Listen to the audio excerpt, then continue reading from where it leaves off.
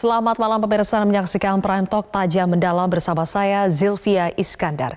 Presiden Joko Widodo telah menetapkan susunan Menteri Kabinet Indonesia Maju di Istana Negara Jakarta pagi tadi. Sebagian Menteri Kabinet Indonesia Maju merupakan wajah baru, namun sebagian lainnya telah berkiprah di Kabinet Indonesia Kerja. Kami akan memaparkan datanya untuk Anda. Yang pertama, kami ajak Anda untuk melihat kembali komposisi Menteri Kabinet Indonesia Maju. Presiden menepati janjinya dengan menempatkan ada 55% menteri dari kalangan profesional, kemudian 45% menteri dari kalangan partai politik. Jika kita melihat komposisi berdasarkan parpolnya, PDI Perjuangan ini mendapatkan jatah ada 4 kursi yang diisi oleh ada 3 nama lama seperti Mendagri Cahyokumolo yang sebelumnya menjabat sebagai Mendagri, kemudian ada Yasona Lauli, Pramono Anung, dan juga yang baru adalah Juliari Batubara. Kemudian dari golongan karya ada 3, yaitu nama lama ada Erlangga Hartarto, kemudian Agus Gumiwang Kartasasmita, dan juga 1 nama baru Zainuddin Amali. Dari Partai Nasdem juga mendapatkan 3, yaitu ada Menteri LHK, ada Siti Nurbaya Bakar, kemudian Syahrul Yassin Limpo, dan juga Joni G. Plate. Dari PKB juga sama, 3 seperti Nasdem dan Golkar. Ada 3 kader PKB, yaitu ada Ida Fauzia, kemudian Agus Parmanto, dan juga Abdul Halim Iskandar. Sementara dari Gerindra ada 2. Ketua umumnya sendiri Prabowo Subianto dan juga Wakil Ketua Umumnya Edi Prabowo. Dari P3 menduduki ada 1 wakilnya, yaitu PLT Ketua Umum P3 Suharso Monoarfa. Sekarang kita akan lihat lagi dari berdasarkan kiprahnya di kementerian dan lembaga, sebagian besar menteri ini merupakan wajah baru, diisi 53% oleh wajah baru, sementara yang pernah berada di kabinet atau wajah lama ada 47%. Artinya akan ada harapan baru bagi perbaikan kinerja pemerintahan Jokowi Kiai Haji Ma'ruf Amin. Nah, seperti apakah kiprah wajah baru Menteri Jokowi ini? Sebelumnya kita simak terlebih dahulu ada 7 pesan Presiden Jokowi kepada Menteri Kabinet Indonesia Maju berikut ini. Saya juga telah memerintahkan kepada seluruh kabinet yang tadi sudah saya umumkan untuk yang pertama, jangan korupsi. Yang pertama, menciptakan sistem yang menutup celah terjadinya korupsi. Yang kedua, tidak ada visi misi menteri, yang ada adalah visi misi presiden dan wakil presiden. Yang ketiga, kita semuanya harus kerja cepat, kerja keras, dan kerja yang produktif. Yang keempat, jangan terjebak pada rutinitas yang monoton. Yang kelima, kerja yang berorientasi pada hasil nyata. Kemarin di dalam pelantikan sudah saya sampaikan, tugas kita tidak hanya menjamin sen, tetapi deliver. Yang keenam, selalu mengecek masalah di lapangan. Cek masalah di lapangan dan temukan solusinya. Yang terakhir, semuanya harus serius dalam bekerja. Saya pastikan yang nggak serius, yang nggak sungguh-sungguh, saya sudah berikan kemarin semuanya, hati-hati, bisa saya copot di tengah jalan. Dah. Pemirsa, untuk membahasnya sudah hadir bersama saya di sini adalah Direktur Eksekutif Poltreking, pengamat politik Mas Hanta Yuda. Selamat malam. Malam. Dan bergabung dari luar studio adalah Menteri Agama Republik Indonesia yang baru, Fahrul Razi. Selamat malam. Assalamualaikum, Pak Fahrul Razi. Waalaikumsalam warahmatullahi wabarakatuh. Pak Fahrul, selamat atas jabatan baru Anda. Saya ingin mengawali pertanyaan dengan pertanyaan yang paling banyak muncul di masyarakat adalah apa korelasi latar belakang Anda di militer dengan jabatan baru Anda sebagai Menteri Agama? Atau bahkan ada yang menyebut ahli strategi militer mau ngapain di Kemenak? Iya, sesuai tadi pesan Pak Jokowi, beliau mungkin ingin supaya Menteri Agama ini langsung turun lapangan, langsung mengambil langkah-langkah yang jelas di lapangan, bukan hanya menghimbau saja. Tapi nanti langkah-langkah saya dua-duanya akan saya lakukan himbauan-himbauan dan juga turun langsung ke lapangan untuk melakukan eksekusi. Itu yang mungkin dimaksud Pak Jokowi begitu.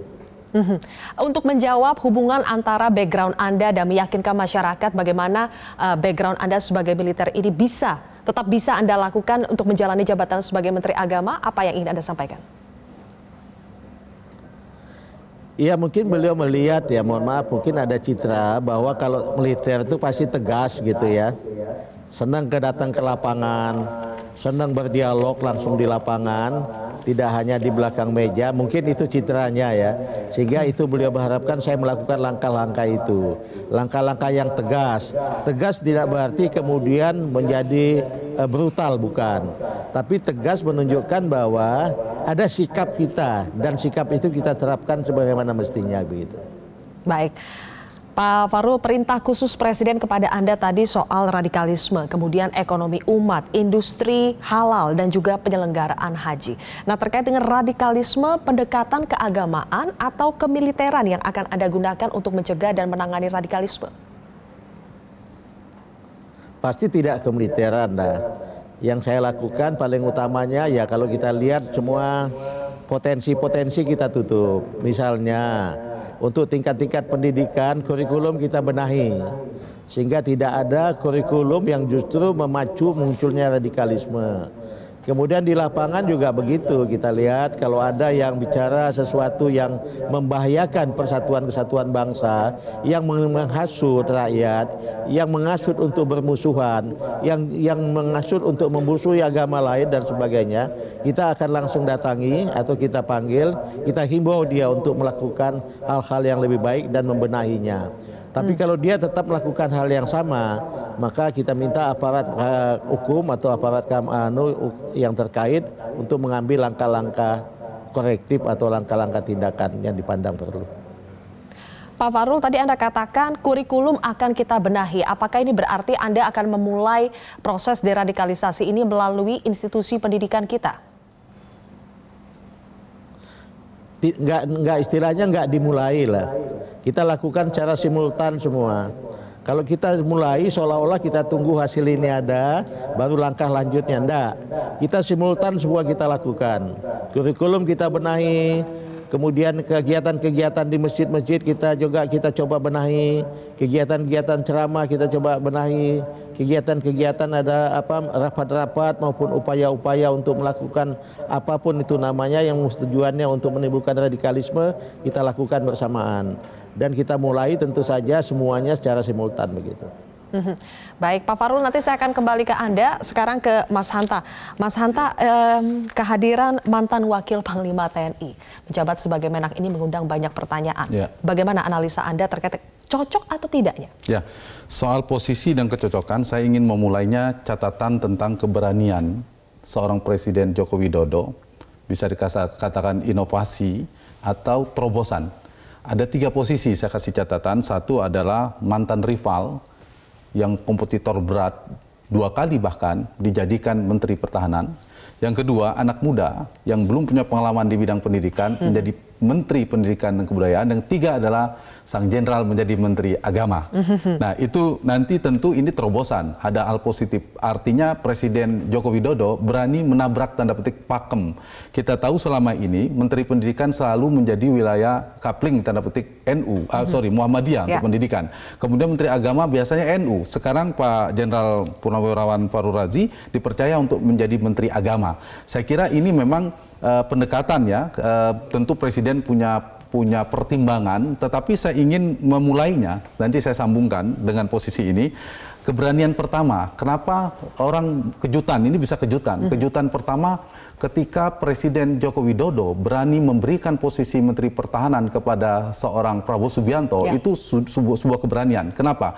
Memberikan bagaimana mengelola anggaran, memiliki pengaruh dalam kemiliteran dan seterusnya, meskipun ada Panglima TNI dan seterusnya, itu punya keberanian tapi sekaligus mengandung risiko, risiko politik. Nanti saya tarik ke Menteri Agama. Risiko pertama, tentu ada implikasi kekecewaan atau trust publik atau pendukung Pak Jokowi terhadap ketika dipilihnya Pak Prabowo.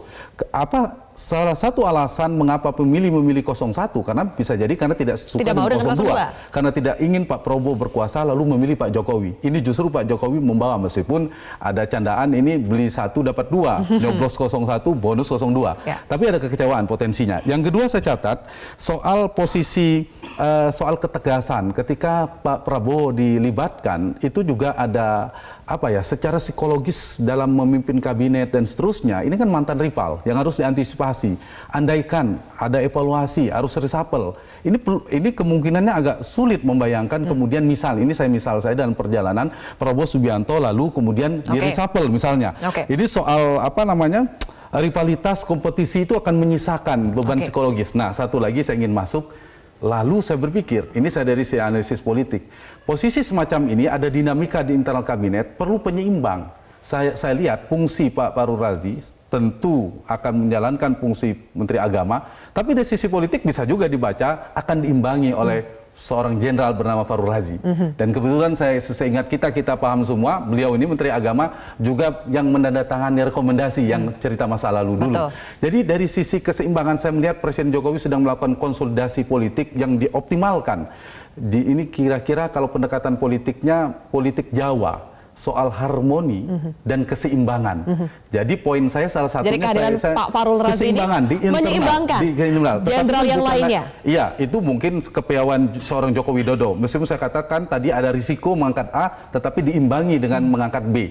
Tapi di saat yang sama, ini juga ada potensi misalnya kita berharap tidak. Bagaimana respon dari Nahdlatul Ulama, dari NU dan seterusnya. Karena Wapres kan sudah juga NU. Tapi apapun Presiden sudah memilih, kita beri kesempatan kepada Menteri Agama yang baru.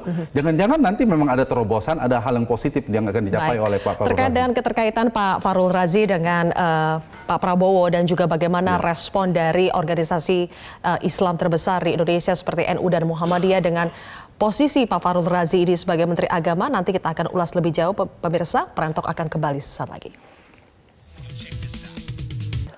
Kami lanjutkan kembali pemirsa, kembali tergabung dengan Menteri Agama Fahrul Razi. Pak Fahrul tadi Anda katakan akan membenahi atau maksudnya akan melaksanakan deradikalisasi itu di banyak seperti kurikulum, kemudian juga langsung ke lapangan, kegiatan-kegiatan masjid, isi-isi ceramah, rapat-rapat dan sebagainya. Tetapi langkah konkret untuk melakukan proses deradikalisasi ini atau mencegah radikalisme dan intoleransi itu seperti apa, Pak? Karena kita tahu bahwa radikalisme ini sudah menyebar hampir ke semua sektor, di semua lini, di instansi pemerintah, di instansi pendidikan, dan juga di kegiatan-kegiatan keagamaan.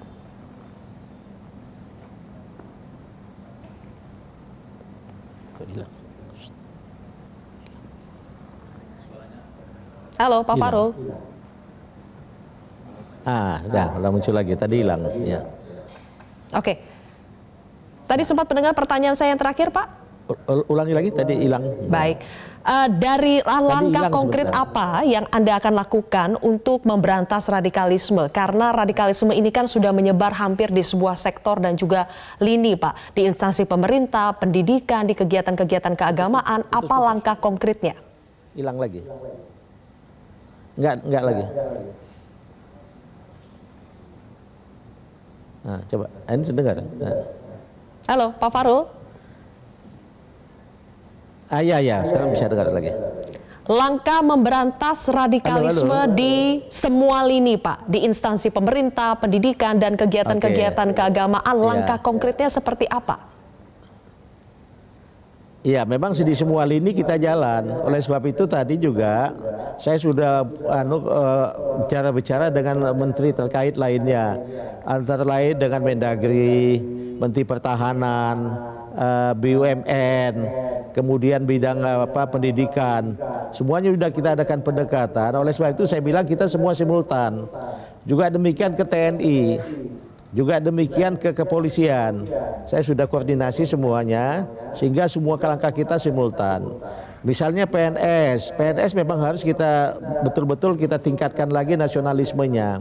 Dan maaf, kalau PNS itu sebetulnya kan kalau dia menyalahi ketentuan-ketentuan yang digariskan sebagai PNS, dia bisa dicopot aja. Mungkin kita perlu setegas itulah kalau memang mereka melakukan hal-hal yang bersifat membangkang. Jadi semua simultan di semua lini yang Mbak sebutkan tadi, semua kita lakukan secara simultan.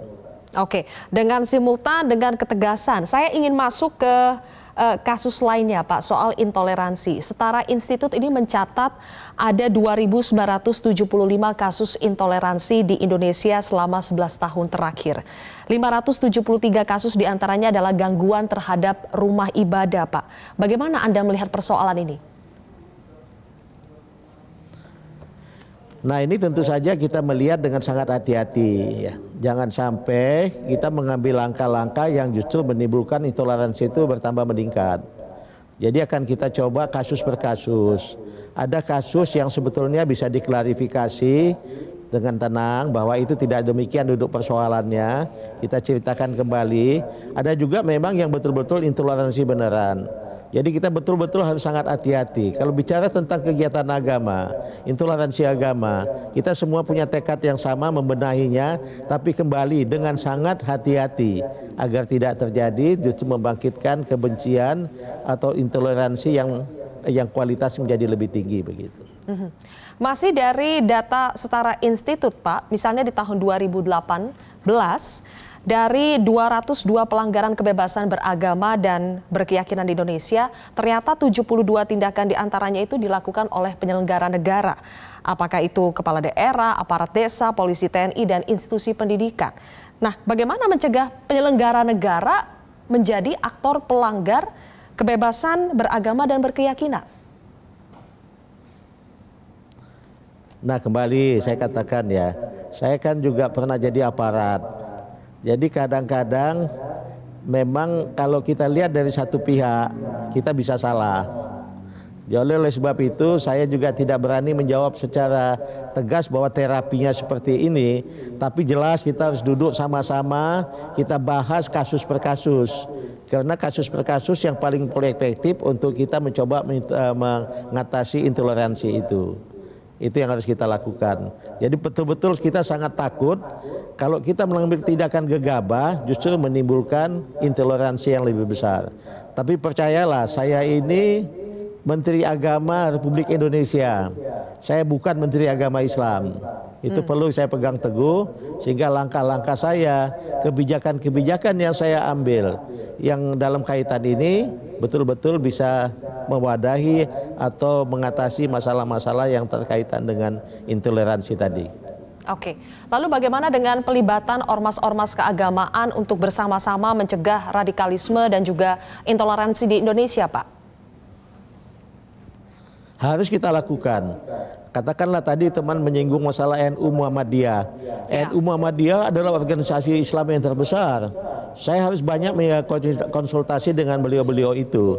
Dan alhamdulillah di Kementerian Agama ini juga banyak sekali teman-teman NU maupun teman-teman Muhammadiyah. Dan saya bisa konsultasi dengan mereka. Dan mereka juga adalah bagian dari pasukan-pasukan saya yang akan turun ke lapangan dalam kaitan mengatasi masalah-masalah radikalisme itu. Meskipun ada isu yang berseliweran, misalnya begini Pak, ada semacam tingkat penerimaan yang mungkin belum 100% dengan kehadiran Anda sebagai Menak, karena biasanya Menak itu diisi oleh tokoh-tokoh agama misalnya dari NU. Nah, bagaimana upaya Anda untuk menggandeng semua ormas-ormas keagamaan besar ini agar bisa bekerja sama-sama dengan Anda? Harus kita datangi, harus kita undang untuk sama-sama mencoba memecahkan persoalan. Kalau kita masuk di suatu tempat, dimanapun, pasti ada banyak orang yang welcome dan ada juga yang tidak. Itu nggak usah terlalu dipersoalkan. Jangan membuat dengan itu kita menjadi lesu, tidak melaksanakan tugas dengan baik. Dan beliau-beliau itu pun dengan saya sama-sama punya jiwa yang sama kok. Bagaimana membangun bangsa ini menjadi lebih baik ke depan. Bagaimana membuat Islam ini, mohon maaf kalau saya ngomong Islam bukan berarti saya Menteri Agama Islam, bukan. Karena Islam menjadi agama yang dianut oleh mayoritas rakyat Indonesia. Bagaimana membuat Islam ini betul-betul citranya sebagai rahmatan lil alamin betul-betul bisa terpenuhi dengan baik. Jadi kalau itu menjadi kewajiban kita bersama dan kita punya tekad yang sama, punya misi yang sama, insya Allah semuanya bisa diatasi dengan baik.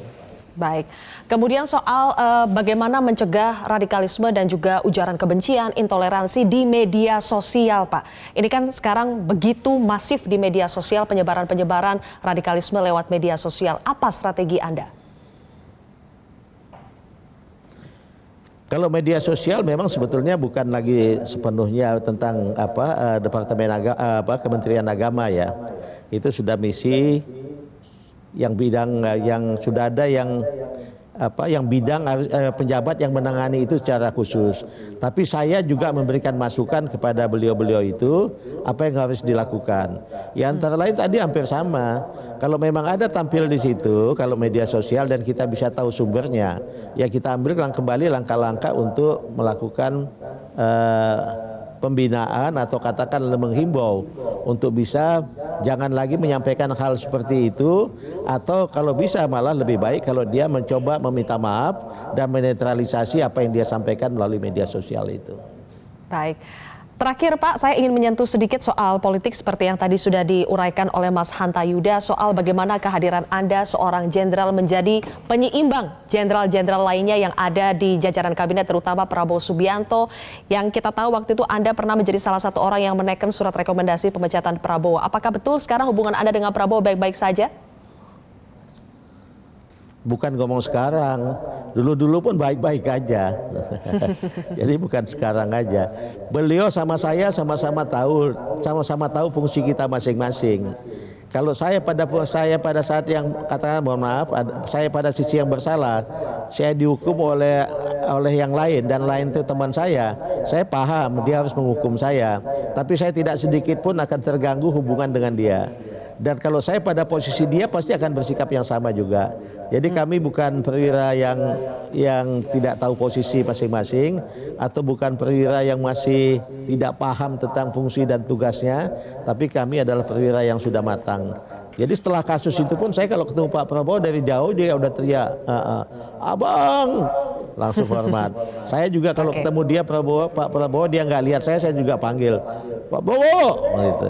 Jadi udah itu nggak usah dipersoalkan, nggak ada apa-apa di antara kami. Baik. Oke, selamat bertugas Menteri Agama Republik Indonesia yang baru, Jenderal TNI Purnawirawan Fakhrul Razi telah bergabung bersama kami hari ini di Prime Talk. Dan pemirsa, kami masih akan melanjutkan perbincangan kami dengan menteri yang lainnya, dengan Menteri Pertanian Syahrul Yassin Limpo yang akan hadir sesaat lagi. Kembali lagi di Prime Talk, pemirsa, kami sekarang sudah terhubung dengan menteri lainnya, Menteri Pertanian Republik Indonesia yang baru, Bapak Syahrul Yassin Limpo. Pak Syahrul, selamat malam. Assalamualaikum. Assalamualaikum warahmatullahi wabarakatuh. Sylvia, selamat malam pemirsa dimanapun. Ya, tadi usai pelantikan Anda katakan yang akan menjadi fokus Anda di awal masa tugas sebagai Mentan itu adalah sinkronisasi data. Bagaimana cara Anda melakukannya? Saya kira data menjadi satu hal yang paling dasar. Apapun dengan data yang akurat akan membuat apa saja yang kita lakukan, termasuk perencanaan yang akurat akan bisa terjadi, evaluasi akan terjadi dengan data yang akurat. Oleh karena itu, simpan siur data yang ada di bidang pertanian menjadi problem utama yang harus pertama kali saya akan benahi bersama jajaran yang ada. Dan tentu saja kalau kita memiliki satu data, maka kepercayaan akan sama, akan tumbuh bersama. Tidak ada departemental manapun yang datanya harus berbeda satu dengan lain. Termasuk yang dipegang oleh Bapak Presiden, para gubernur, para bupati, para camat, bahkan kepala desa.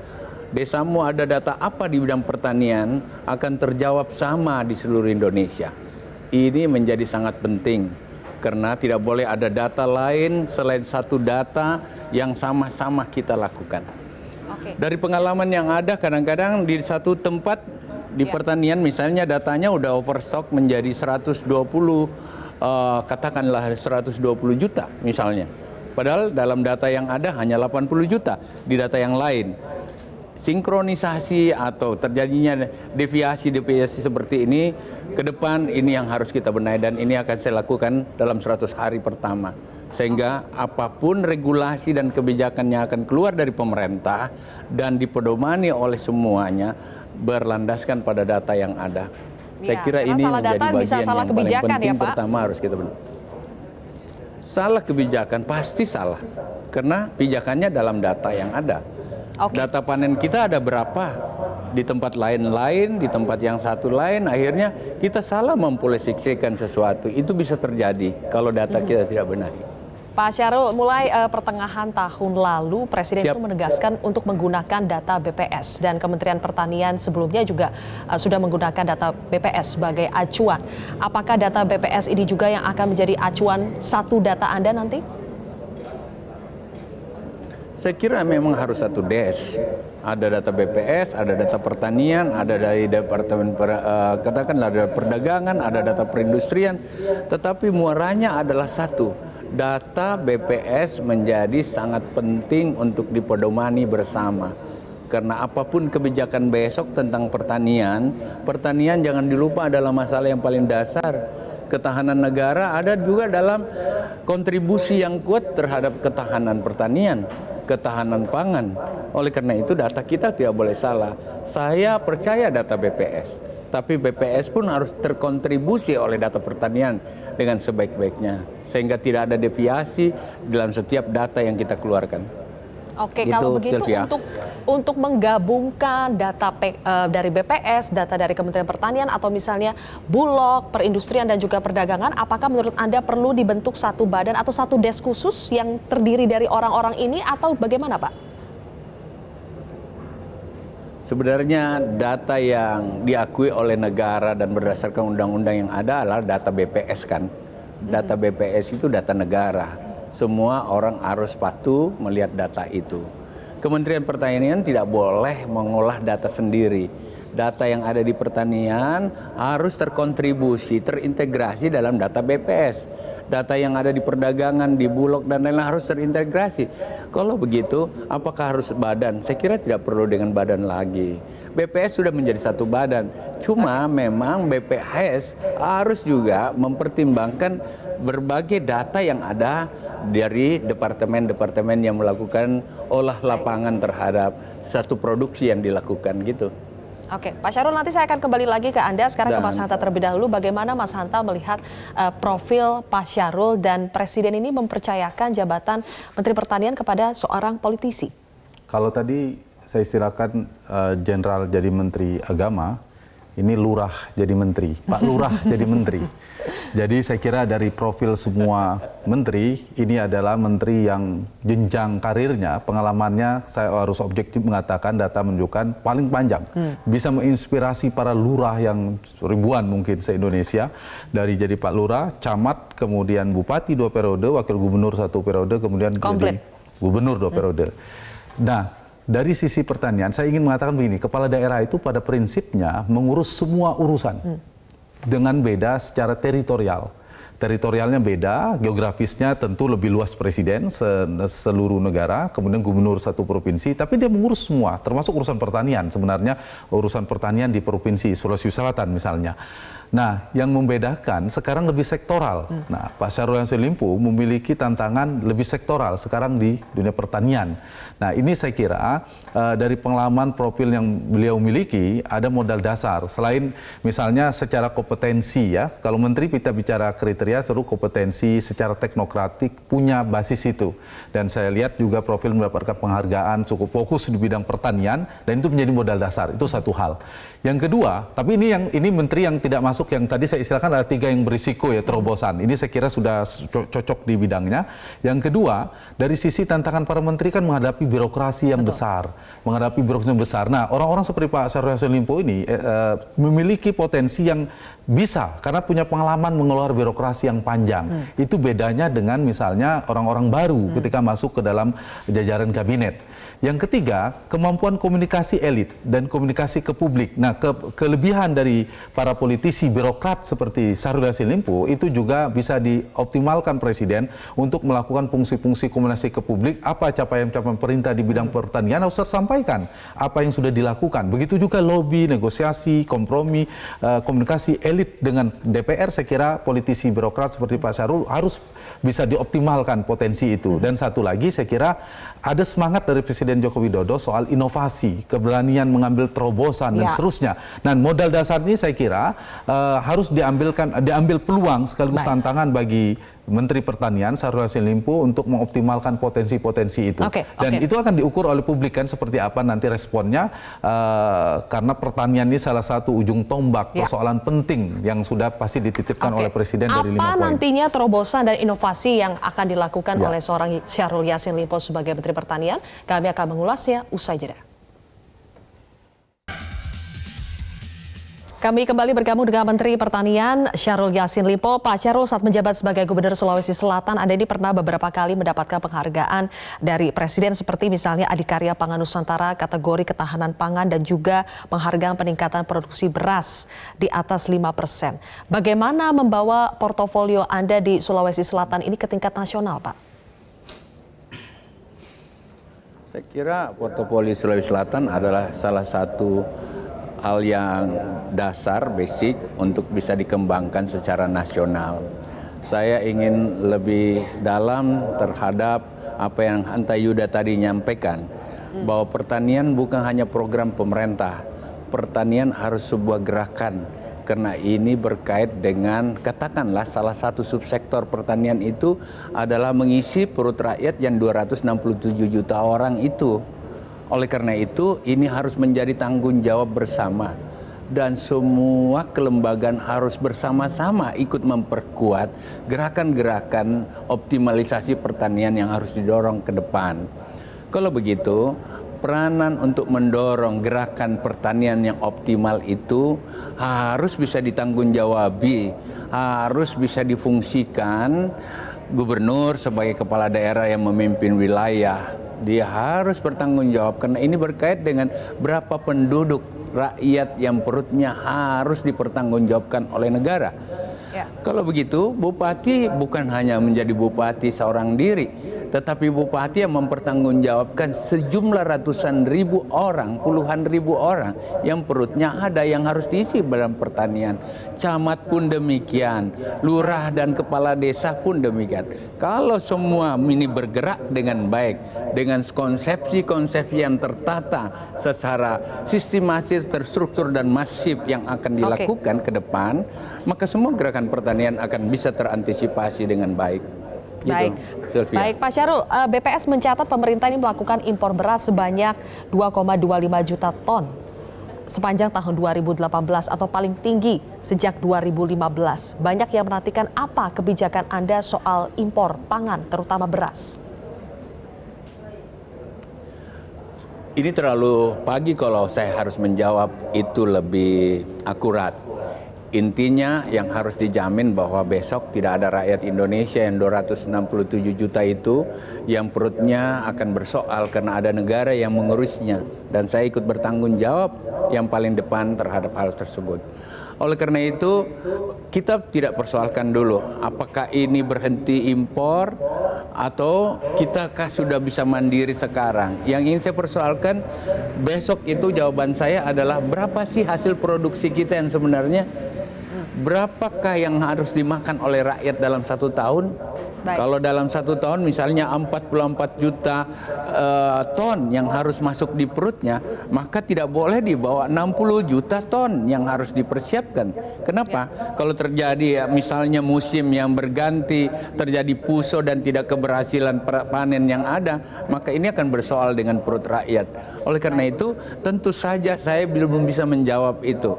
Tetapi di kepala kita yang harus ada, baik oleh Presiden, saya selaku orang orang yang diperintah oleh beliau untuk melakukannya, dan tentu para bupati, gubernur dan lain-lain adalah yang pertama, pertanian harus besok maju besok. Kenapa? Karena rakyat makin bertambah bukan berkurang gitu.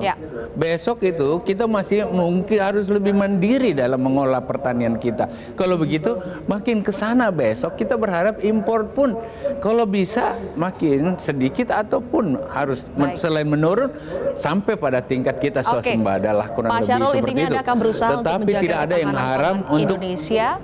Kita nantikan nanti Pak Syahrul harus bagaimana inovasi dan juga upaya Anda untuk memodernisasi pertanian Indonesia. Kita nantikan apa nanti terobosan-terobosan Anda. Selamat bekerja Pak Syahrul Yassin Limpo, Menteri Pertanian Republik Indonesia. Terima kasih. Dan pemirsa, kami masih akan kembali lagi, masih ada satu segmen lagi, kita akan ulas bersama dengan Pak Santa Yuda sesaat lagi.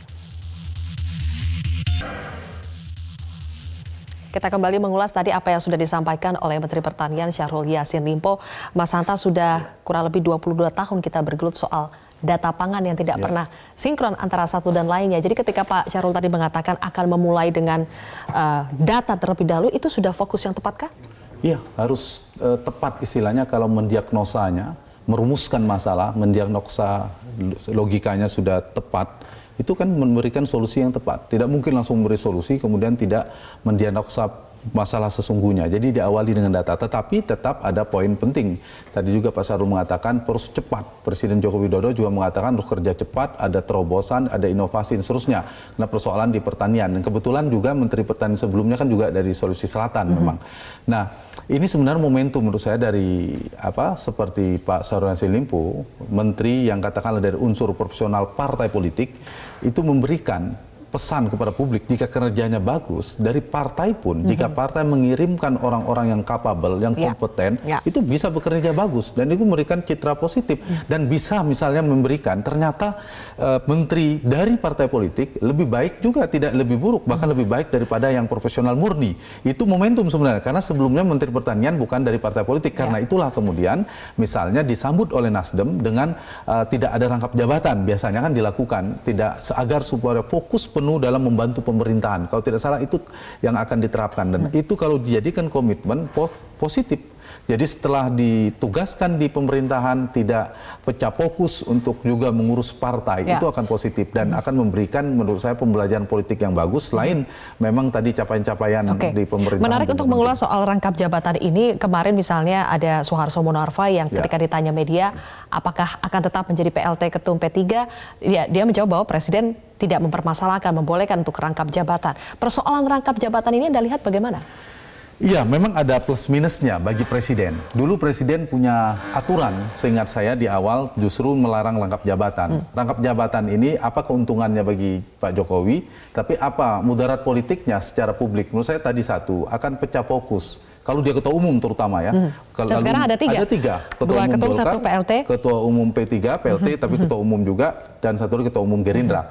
Dualisme yang pertama adalah pecah fokus. Pasti tidak mungkin ketua umum terutama tidak memikirkan apalagi mendekati pemilu 2024.